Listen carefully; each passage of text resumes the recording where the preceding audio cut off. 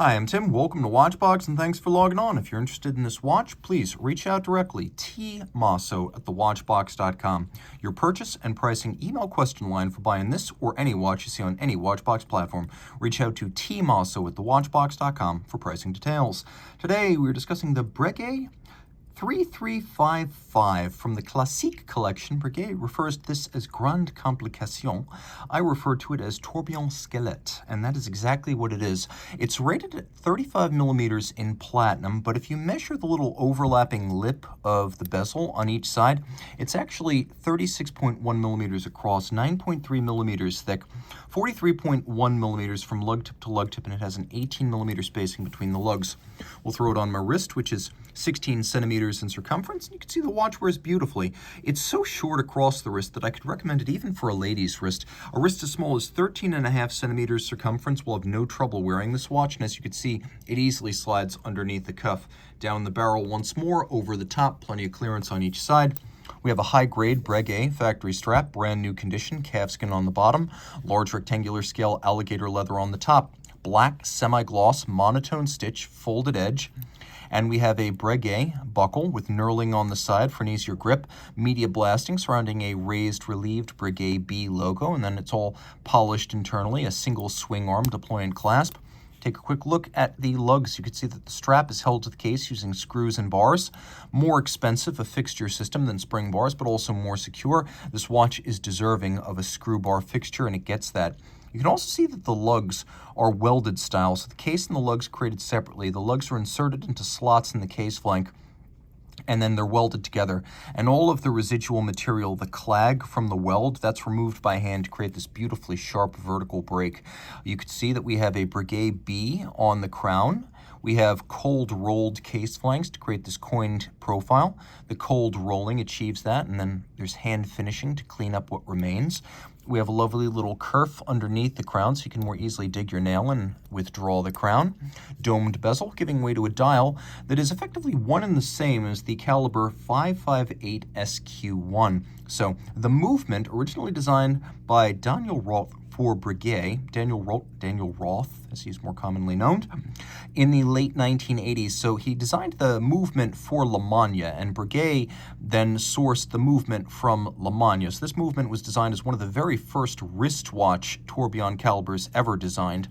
The original version of the Breguet tourbillon wristwatch was the 3350, and then subsequently the 3355 that you see right here. In this collection by itself, the 3355 has been in the catalog for decades, so it has a 1990s sense of dimension and proportion to it.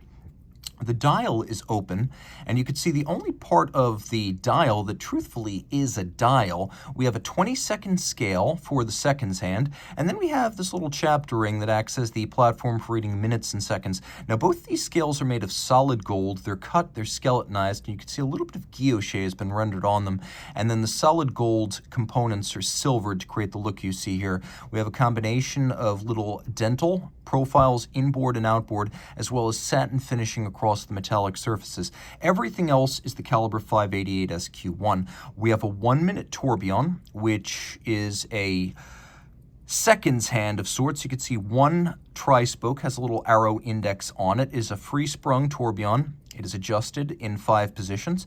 It has a Breguet overcoil hairspring, the combination of the free-sprung 5-position adjustment, meaning it's very accurately timed in 5 positions, and then the overcoil ensuring that in any position, because the overcoil centers the mass of the hairspring, the watch is going to keep more precise time, neither accelerating nor decelerating due to gravity. The watch is manual wind, 50-hour power reserve. And you can see we have both a visible keyless works and motion works. So with the keyless works, when I pull the crown out, you can see the clutch and clutch spring moving the crown wheel into contact with the wheel that channels drive to the motion works. And the motion works. The minute hand is mounted on the cannon pinion. Then we have an hour wheel to which the hour hand is mounted. We have a minute wheel in silver under the gold hour wheel, and the minute wheel pinion is what is driving the hour wheel. So that is how the motion works, operates. And you can see we have that first wheel adjacent to the crown wheel. Then there's an intermediate wheel between that and the motion works to reverse its motion. We have beautifully finished keyless works in terms of both clutch and spring. They're hand finished, satinated on their top, beveled on their edges. In spite of the fact that these components are steel, they are still manually finished. We also have an open barrel. So that has been cut and then engraved, and you can see the coiling of the mainspring. So while the watch doesn't have a power reserve indicator, with experience you can tell from the coiling of the mainspring how much power reserve remains. The entire movement is made of brass and then rhodium coated. You can see it's been fully skeletonized and then engraved. We have both fired blued screws that are fired in a kiln to create that blue, and then we also have black polished screws. This movement gives you both. You don't have to choose. And the screws are all polished on their top, and then their slots and their circumference are chamfered by hand, so the screws are miniature works of art. Of course, a burin is used for all of this engraving, so that no two of these will be exactly alike, even from the same model line, even with the same model number.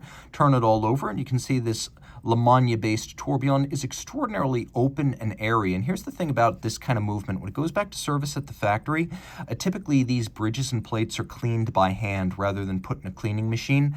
It's impressive that they can be finished the way they are and still retain their integrity as mechanical components for a machine that must operate.